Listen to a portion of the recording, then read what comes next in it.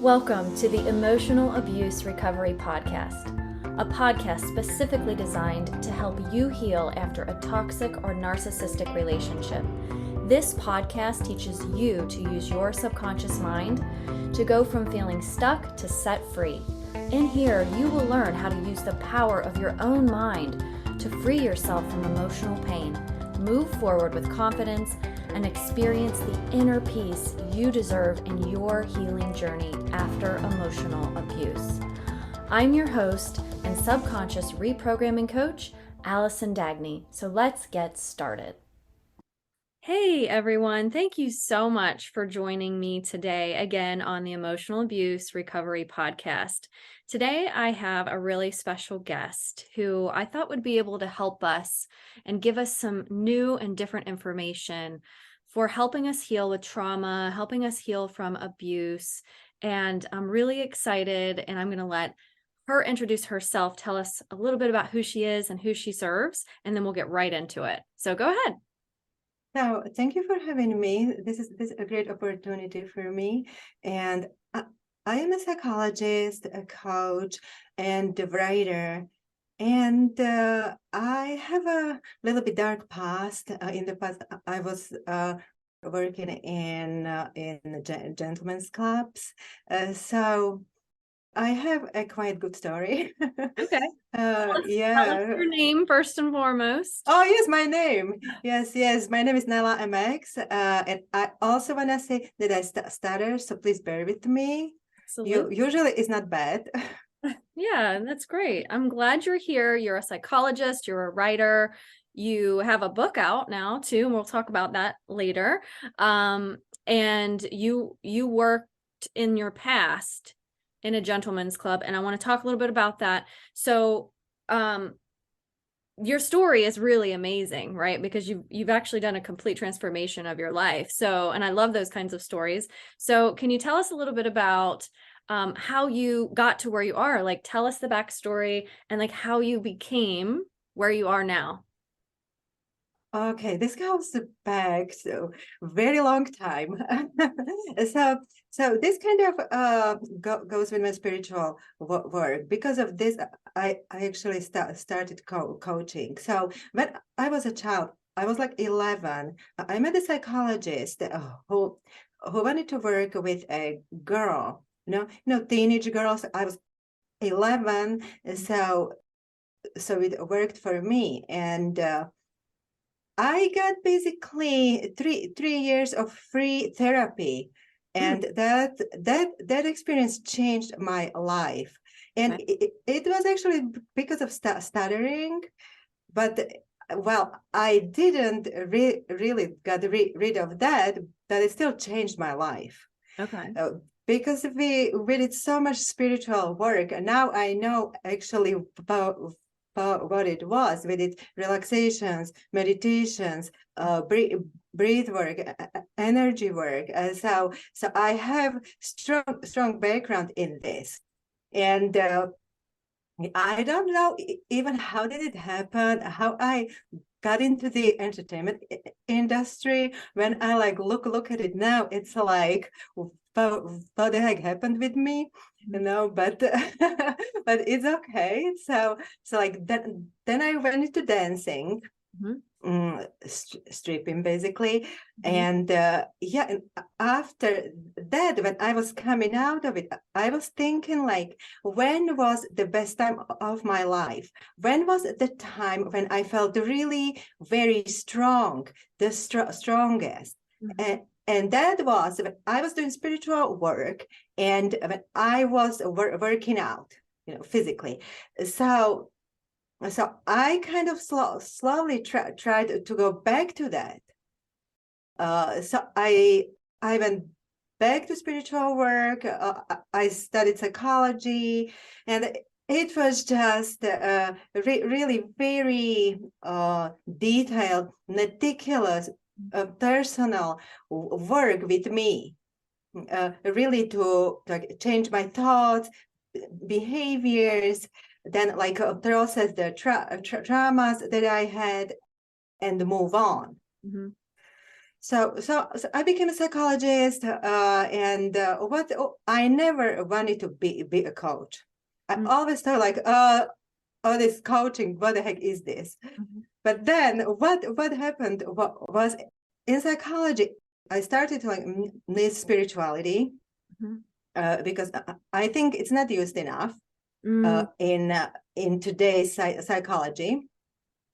And second of all, I came to this spiritual state when I felt that my chakras are open. And chakras are like energy centers. And I felt that the last one opened, and I felt like burning on my head. It was like my head was on fire. And since then, I got this strong connection with the universe. And it just goes like straight through me. And Wow. at that point, I knew that now I can guide people. And now I can give something to other people. And now I can help. Okay. So like, yeah, those are kind of steps that I went through. Yeah. So Yeah, in short. Let's back up a little bit. So you were saying that when you were 11 years old, you went to therapy for 3 years, and you learned a lot of stuff in there, and it helped you in a lot of ways and gave you a lot of tools. So from there, as you got older, you started dancing, and then you somehow ended up along your path into stripping. And then after you did that, then you switched out of that area and you decided, I'm going to go back to my roots. I'm going to go back to what I know. I'm going to go become a psychologist and help other people. So through that process, right, in that area of when you said that dark period of your life, was that sort of the catapult or the springboard into becoming a psychologist? Like, what was the level of that you feel like the dark part of that? Yeah, so entertainment industry and especially nightclubs, stripping, they require women to do different things. And I was told that I would just dance, undress, and that's it. That's fine. No, it's not that. Once I got my first job, they just told me that I have to do lap dances, private dances, that I have to have drinks with the clients, and in some clubs you go even out with them. Many times I was set up to go out. Then there is alcohol, drugs, and it just comes with it. Plus, like most women use just to get numb, just to simply don't feel anything, because like that it is easier to like do this job, just to entertain a man always all night. 1 man, 2, 3, 4, 10, 100, and it's just a lot. Yeah. Yeah. So did you feel like, this just kind of popped into my head because did you feel like, because obviously you were lied to, right? You were misled, like, oh yeah, you could be a dancer, come dance, and yes. that's all you have to do. Yes. And did you feel like that at some point you kind of got stuck in that job, because like now you're here and then it's like, oh no, now I got to do all these other things? Like, the reason I'm asking that is because that sounds very similar to just like an emotionally abusive or abusive relationship, right? You're lied to, your future fake, oh yes, these things, and then you get in and then you can't get out because you're like reliant on that. yes.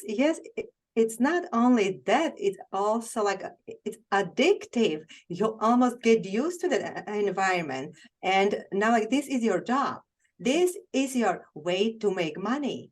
And you don't see anymore what is outside, what else you can do. You don't know, you don't see anything. And like many times you don't even don't see the way out.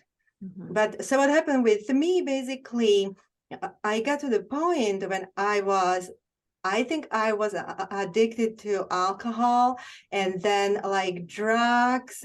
I was not addicted, but somebody gave me laced drugs, and this basically caused me to have like a full-blown withdrawal symptoms. And one day I just simply fainted, and I was lying on the floor, and I couldn't move, and I couldn't do anything. And now, like, maybe you won't believe me this, but I saw my spirit coming out of my body, and then it came back, and I could finally move. Wow. And I knew that I had to get out. That was like the last drop from all this men's like touching, wanted something that I didn't want, and I had to manage it somehow. Even if I didn't do it, I had to do something just to make money. You know, it was just like constant struggle, and then alcohol, drugs. Yeah, so I knew I just had to get out, and not to live good life or to do something else, but just to survive. Yeah. Really to survive. And like this is what I hear from like every woman in this industry. It's just like I knew I was gonna die. So yeah, I think it has a lot in common with like trauma and abuse, how the victims fail. Yeah, definitely. Yeah. Yes. And then like you said, you know, with the alcohol and the drugs, you know, addiction is a response to trauma, right? It's a coping strategy that we use. Yeah, many times. Yeah, to like you said, like, and you may not even start out that way, but now it's become something to help you numb and to help you not have to you know, deal with the pain of what you're experiencing, because you're experiencing objectification from your body, and you know, people saying things about you, and you know, expecting things for you, you know, Yes, having a yes, choice, yes, really. all the time, all the time. Yes, I always say that like there are like two types of traumas in this environment. One is like specific, when like something specific happens, for example, a rape, or some kind of client wants something. Many times it is something rough, or like he just simply attacks you out of nowhere, or some other sexual activity. And then second type is environmental. Right. And like that's exactly what you said, that like everyone all the time comments on your look. You know what is good, what is bad, blah blah blah, all this sexist jokes, you know. And yeah, so all this, it's really traumatic. Yeah, And there's a lot of parallels to which you don't really think, because you think, oh, well, you decided to be a stripper. Oh, you decided to do yes. your job, but people don't really understand that there is trauma involved. And we would call this, like you said, the specific trauma would be acute trauma or developmental trauma. So like you could have developmental trauma from your upbringing, as you probably know. And then also in a situation like this, right, is you're still experiencing, and a lot of people would consider that complex PTSD too, because it's Oh something yes, definitely. Well, over it is time. PTSD. Yeah. And I know women, for example, who still like after like 20 years, they can't smell some like colognes because men were wearing them, or like some certain client used to wear it. Trigger. Or Yeah. yes, definitely. Or like music, and they cannot drink alcohol. As soon as they drink, they just fall into the same behaviors, like in the club, dealing with men, manipulating them, giving the looks, giving the talk, you know, because you learn these behaviors. That's what the environment requires. And like for me, this actually was the hardest to change. Honestly, I had to observe myself, how I behaved to men especially because I was just flirting all the time, with every man. Yeah, but what is the funny thing that men do respond to that? Mm-hmm. It's very funny. It is. Yeah, but Well, yeah, and I so mean, there are, obviously this created trauma for you, and I'm sure it creates trauma for lots of people who experience it. So you had that kind of epiphany moment, right? When you were saying you were laying on the floor and your body, your soul like came out of your body. You could see yourself. Like this was a transformational, pivotal point in your life where you were like, I have got to get the heck out of here. Like I can't stay here. I had a moment like that too. oh It wasn't as physical, like as far as my body, but I just knew it was like something inside of me, just a light switch like turned on, and it was like, I'm going to die if I can't get out of here. Like my soul is going to die. I am going to die if I don't get out of here. So I totally resonate with that. And yeah, what I right. And go yeah, ahead. and you know it. So like now when my clients tell me that like I knew I was gonna die, I Mhm. actually believe them. Yes. I do believe them because many times even like psychologists, therapists tells you, oh no, that's like exaggeration. No, it's not. It's real. That's Yeah. real. Yeah, we trust ourselves and we know what we can handle and what we can't handle. And so I'm glad that you said that, because like you believe them. Like, look, I've been there. I know what this is like, and I believe you. And I can relate to that too. So let's talk a little bit about what's different, because like we went from the time that you were 11 to the time that you had that epiphany and you were like, wait a minute, I'm getting out of here. You became a psychologist. You completely shifted out of what you were doing to something totally different. And now you can help other people, which is so amazing. And I love that you're doing that. So tell us a little bit about, because you had said too, you missed the spirituality piece out of psychology, right? So what's different about what you do now to help people? Yeah. So psychology, especially here in the United States, is now mostly based on cognitive behavioral changes and approach. So basically, you kind of analyze cognitions, you're like thinking, and you see the thoughts and like barriers and what's going on, and you try to change it into something more adaptive. Okay. And it is a very good approach. But like for me, it's just not so sufficient, because I feel like in many cases it doesn't go deeply enough. Mm-hmm. So what I do, and what I do by myself and like with my clients, is I do energy work and I do meditations. Okay. So now it depends how like where the person stands. If I have somebody new, then I start with something simple. What I like to do is connection with your body, Yeah.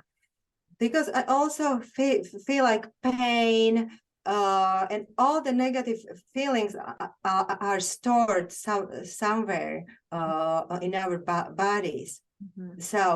So like what we do, we in the state of meditation, deep breathing, we go through the body and ask them, where do you feel the pain? Where is it? If they are more advanced, we can also picture some like situation that was traumatic for them, Mm-hmm. and like where is it stored, where do you feel it? Yeah. And then once we find out, then like I well I think that like pain is also helpful. It's a defense mechanism. It helps us. Yeah. So I always thank pain for, protecting me, and then I send it away, and I don't need you anymore. Yeah. And that's with exhale, basically. Right. So you inhale and then exhale the pain out. Yeah. And then if you want to do something even better, then like you can inhale the light. For example, the sun. Even like I do this on a sunny day.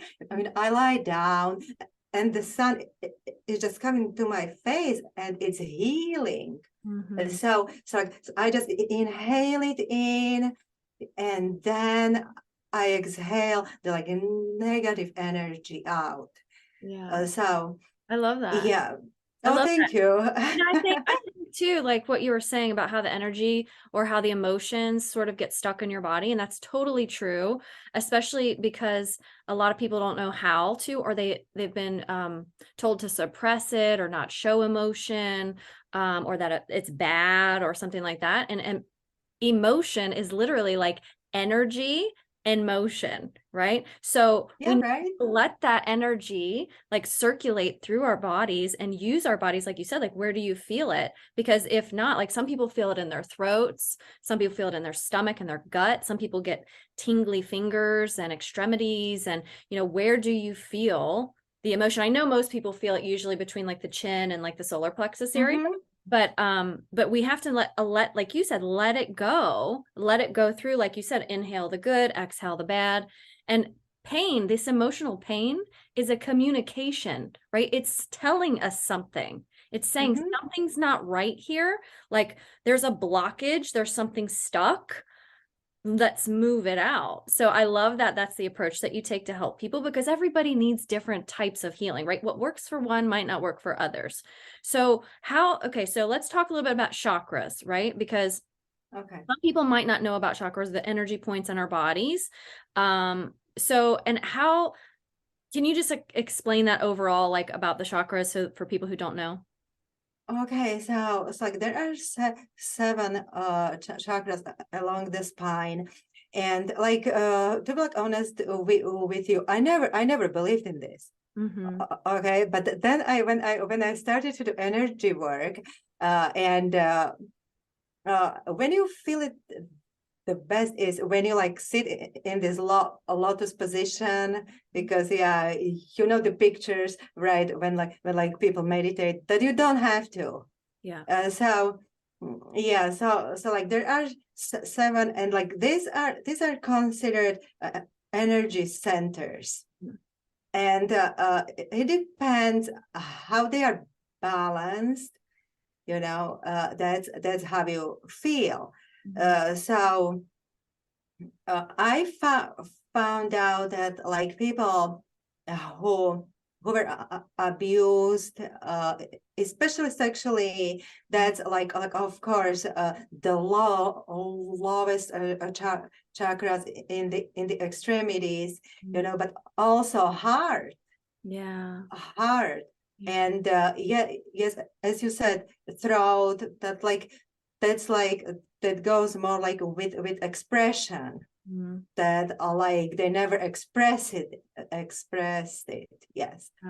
So yeah, and then the highest chakra opens sometime after 40, and basically that's the connection with the universe.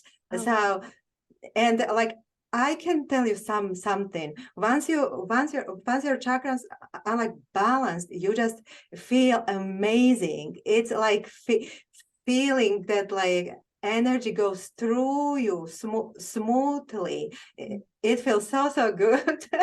Yeah. And it's very it's aligned, right? Everything's in perfect alignment to help you feel the way that you're meant to feel, right? So Well, I think that is really like never perfect.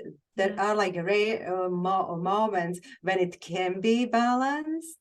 Yeah, but like we strive for that. Yes. We strive for that balance. Yeah.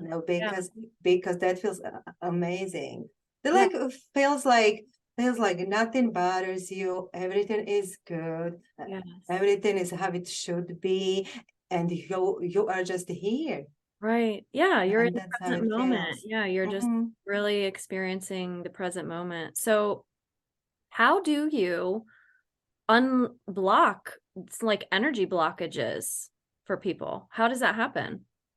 Yeah, so you can actually go Google this really easily.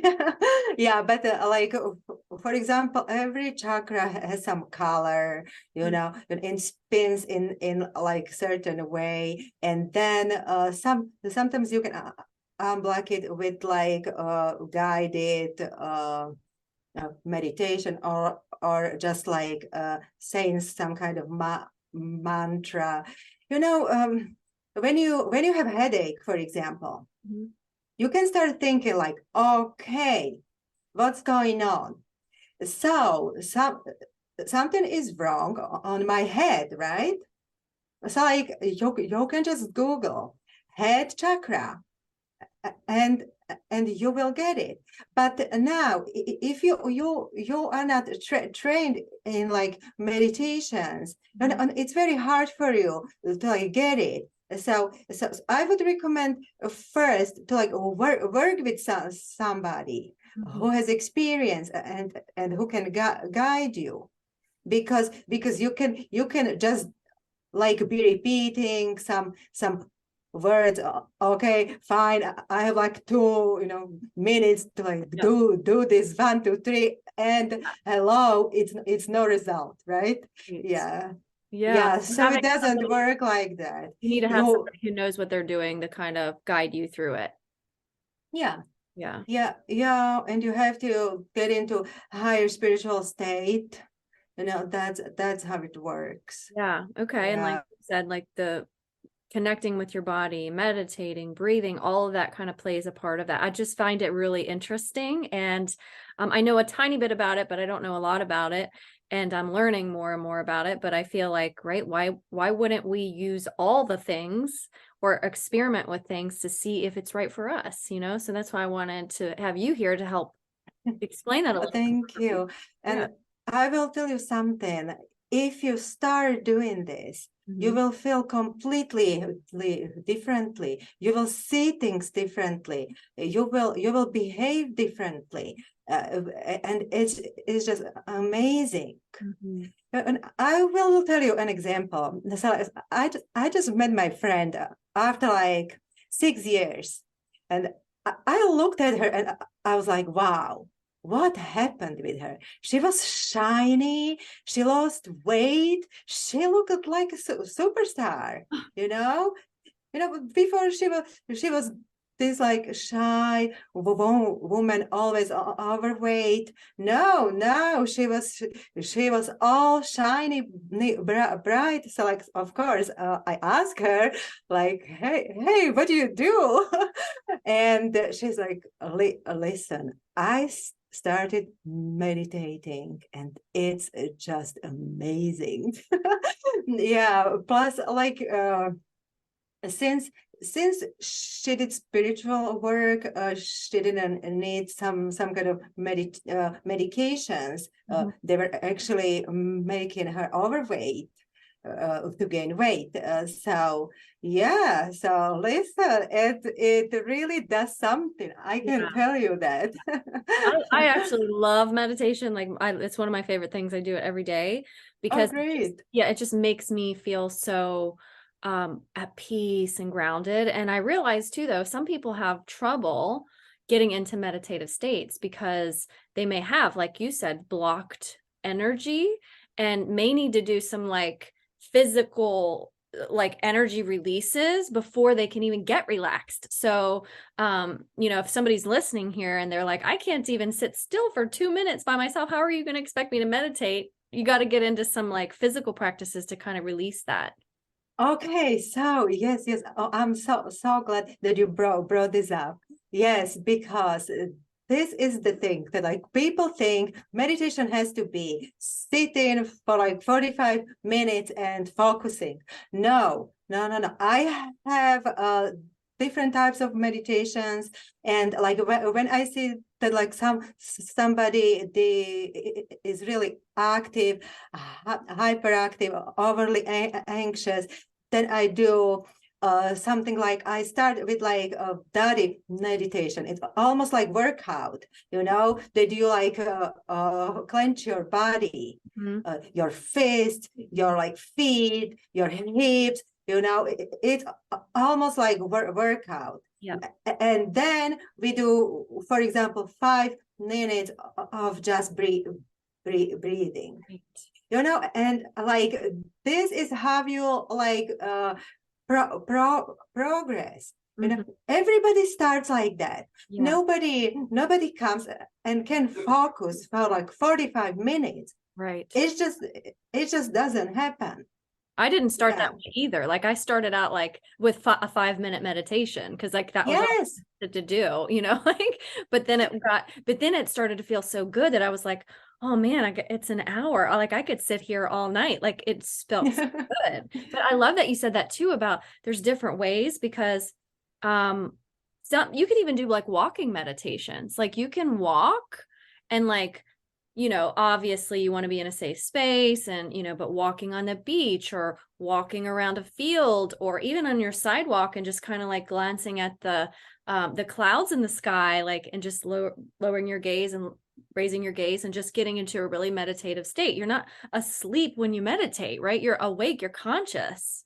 You're just lowering those brain waves in your brain to help you reach that level of peace or contentment that you achieve. Yes, and like what I do a lot, it's basically I like to run. I run indoors on a treadmill, and it's my meditation many times, and it's so powerful because I play actually fast music and almost like techno.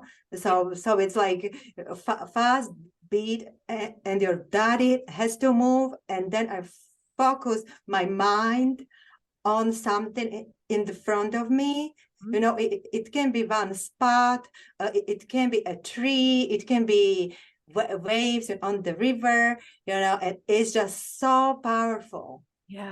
So I combine a lot because I've been doing it for so long. But I understand that for like beginners, it can be hard. Well, and I also think, don't you think that a lot of things really depend on what works for you? Like if you feel really compelled to do, like you said, like a treadmill, focus on a spot, get really in the zone, get your music going, like you can get into a really great meditative state doing that. But some people are like, no, I don't want to do that. I don't like that.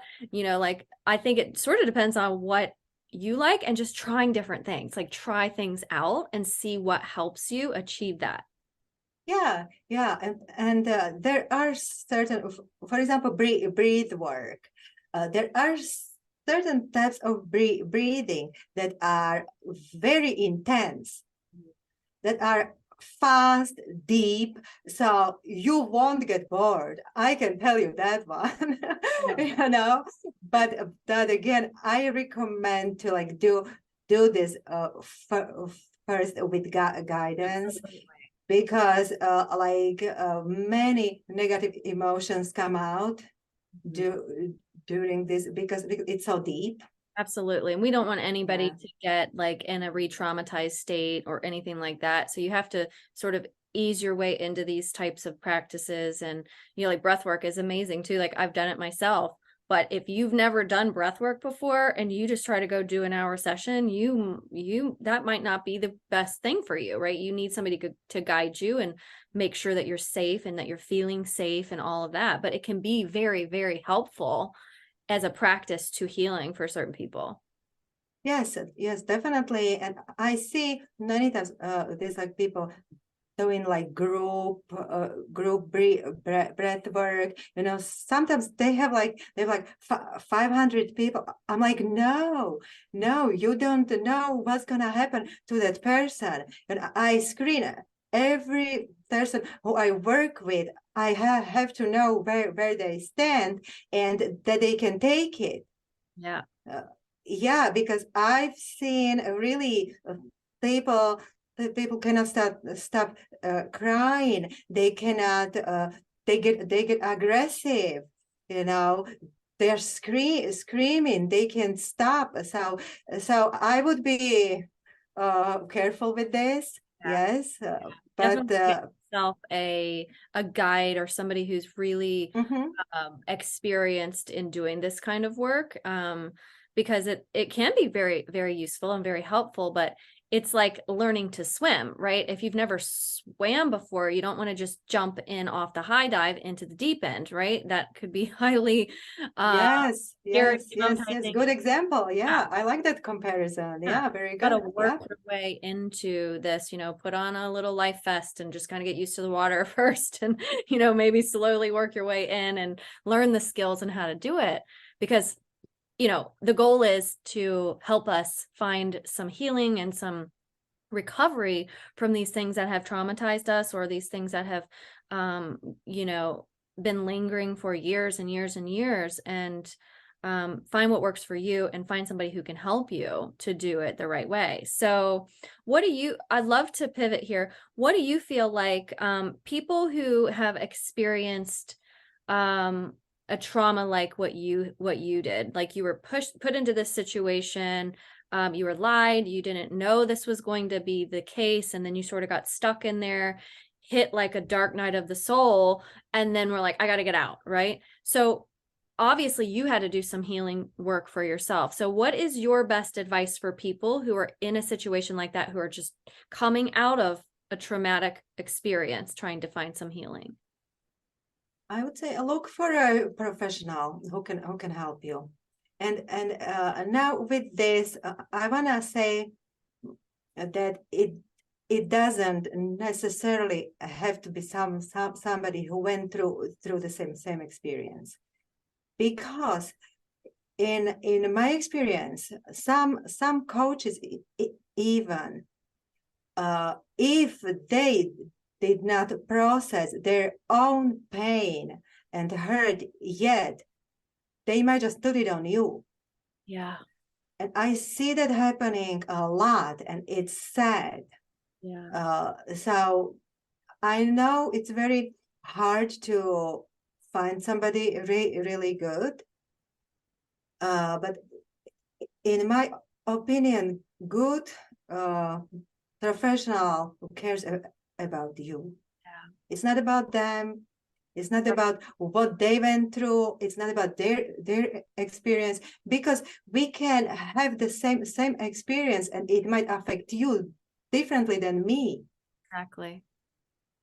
Yeah. So Yeah, that's yeah. really important. I'm glad you mentioned that, because it is important to have someone that you to support you, but it's also really important to make sure that that person, that you trust that person, and that and it's okay. Like if you meet with someone for the first time, like people like go to therapy and they meet with their therapist and they don't get a great feeling from it. It's okay to be like, I need a different therapist. Like this is not the person for me, right? It's okay to have that conversation and make sure, because this is about you, right? This is about your journey and you doing what's best for you. And if you keep putting your time and energy and resources and money into something that is not helping you, or in some cases all about the other person or all about your therapist and like that sort of thing, like that's a waste, right? That's not helping you at all.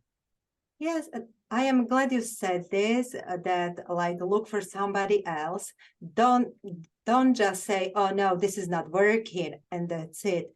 No, there are good people and you can find them. Maybe not like at your first time, but like there are good people.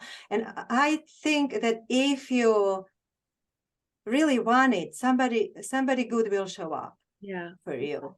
Yeah, Yeah. I agree. And I think that it's important that we um trust ourselves and trust our instincts about who we choose, because I always say when people when people get on a call to work with me, that we're going to see if we're a fit to work together, right? I don't Yes. find that everybody is the right fit. And that's okay, right? That's not everybody Yes. fine at the work. I think that's like the most important thing. And if you don't feel comfortable, just don't do it. But then sometimes you have to go through negative emotions, and many times you project them on the therapist.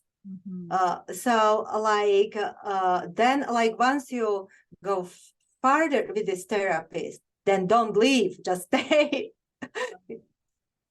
Especially if the therapist a little bit like maybe like irritates you, make you angry, then you look why.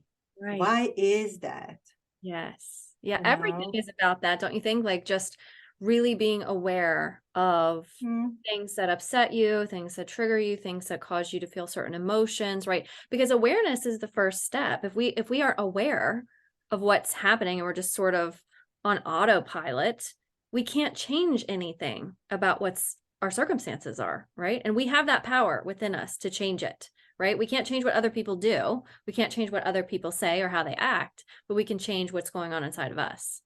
Yes. Yes, exactly. And I just want to say, if somebody is still in the abusive situation and abusive relationships, there is help too. There are shelters. There are crisis hotlines.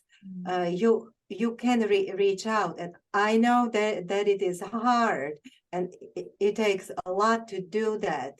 But believe me, there is help. Yeah, I'm glad you mentioned that too, because it's so important. I think a lot of people who are listening are not in the abusive relationships anymore, but there are people who are still experiencing abuse actively right now and need help getting out. So there are resources, and it's important to remember that when you are in a situation where you are emotionally vulnerable, physically or sexually vulnerable, where you're being abused and harmed, really the first step is to get out and to make a plan to get yourself to safety, right? Then once you're on the other side and you're in a safe place, then this is where a lot of this work comes in to try to heal. It's harder to heal yourself when your hand is on the hot stove, right? If it's still there on the hot stove, it's hard to heal that wound, right? So once we get it off the hot stove and get out, then we can take a lot of these amazing and beautiful practices and figure out what works for us. Wouldn't you agree? Yes, exactly. Yeah. Yes, Okay. that's how it works. Great. So tell us a little bit. Actually, you know what? I'm going to go with this question first. I always ask every guest on my podcast this one question. So tell everyone something that not a lot of people know about you, Nella. Oh my gosh. Well, in the last, yeah, well, I will tell you that I came out with with my past, that I was a stripper, like 6 months ago, and it was a big step. Yeah. It was a really, really big step, because I am in completely different field right now, and I do different things, and I expected even like to lose some friends over this and so on. So that was a big thing to come out with. Yeah, but now I feel like I'm just completely naked, and everybody knows everything, and it's just all over the media. But like, maybe I can tell you one thing, that I worked for a long time in a male prison. A male prison? Yes. Oh. Yes. I was psychologist in a male Wow. jail. Yeah. Oh my gosh. Yeah. How was So that? I have a lot of experience with both with women and men. Yeah. Yeah. Oh, Wow. men definitely. Yep. Yeah. That's really brave of you to share that, especially because I know a lot of people who maybe have experienced things that could be defined as shameful, have a lot of fear about being vulnerable and telling people about it. Even when I wrote in my book about like the fantasies that I had about my husband dying, and like that was very shameful, right? This is the father of my children. And but I had to tell that story. And what happens is, as you probably already know, when you are vulnerable like that and you do share your truth and your story, it actually opens up more relationships with people, and people come to you and think, oh my gosh, like me too. And like, wow, thank you so much for telling that story, because now I can share my story. You know, yeah, yes, this is so true, because I found so many people who supported me. So many people came to me and like started telling me stories from the same industry and the same experiences that I never knew. I would never ever thought that they went through that. So yes, Yeah. yes, definitely. And I must say that, like, if you think that it doesn't matter, it does matter. Your story can just really open so much. It can help so many people. It really can. So tell us about your story, your book, right? Because I'm excited to hear about that. Tell us a little bit about that. Yeah, so my book is from the entertainment industry. It shows the reality of it, but it also shows the transformation, how this industry changes you, and then what you have to do to get out, what like changes you have to make. And I kind of incorporated a specific psychological help into it, but it's another self-help book. It is a story, and it is a good read. Yeah. So it's a And memoir. It's your true story. yes, it What's the is. name of Yeah, the book? Can you tell us the name of it? yeah, yes. So it is a stripper from Japan through Switzerland into the deepest secrets of her soul. Wow. Okay. So That sounds awesome. I'm going to have to check that out, and I will also link it in the show notes. So if anybody's interested in reading your story and all of the amazing things that you went through, they can get that there. So tell us where people can find you on social media if they want to connect with you. yeah, so I think I am right now all over socials basically. I went through zero to like maniac. So now I'm on Facebook the most, I would think. So if you want to connect, if you think we are a good match, please connect with me. Send me a message. Yeah, just anyhow. And you can also email me. It's simple. My name, Nella Mx at gmail.com. So it is NELLAHMX@gmail.com. And I'll Yeah, put so that in that's there. kind of simple. Yeah, I'll put that in there too, because I know a lot of Yeah. times, especially when people read your book and stuff, they want to reach out and just talk Oh about. yes, do Yeah, please I always do. love to hear from readers as well. Yeah. I have this like the people asking me, so that on the page number 185, did it really happen? And I love that. I I know. love that. I've Yeah. had that too. I'm like, wait a minute, let me go back and look and Yeah. where is this? What are you talking about? Because like when you write your book and then it's been so long, sometimes you don't remember every single page. So Yeah, right. yeah, but they're No, right but in the it's middle of cute. it. It's very cute. It is. I love it. I love it. Yeah. Well, Yes, great. yes. Well, thank you so much for being here. Thank you for being so brave and sharing your story and doing all the work that you do to help people. We need more people like you in the world so that we can get this kind of information out so that people have multiple tools and modalities to try to dip their, toes into and learn and see if this is something that could help them. So thank you so much for sharing that. Is there anything else that you wanted to mention before we wrap up? No, just thank you for having me, and thank you for what you do, because you do an amazing job. Thank you That's so great. much. All righty. Well, thanks everyone for being here. We'll talk to you next time.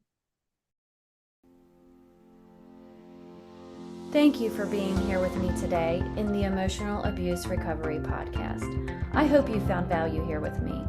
If this podcast episode was helpful to you, I'd love for you to hit subscribe and leave me a review.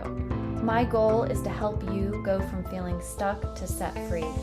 You can find me on Instagram and Facebook, and you can check out whentearsleavescars.com for more resources and information to help you with your own emotional abuse recovery. Until next time, here's to believing in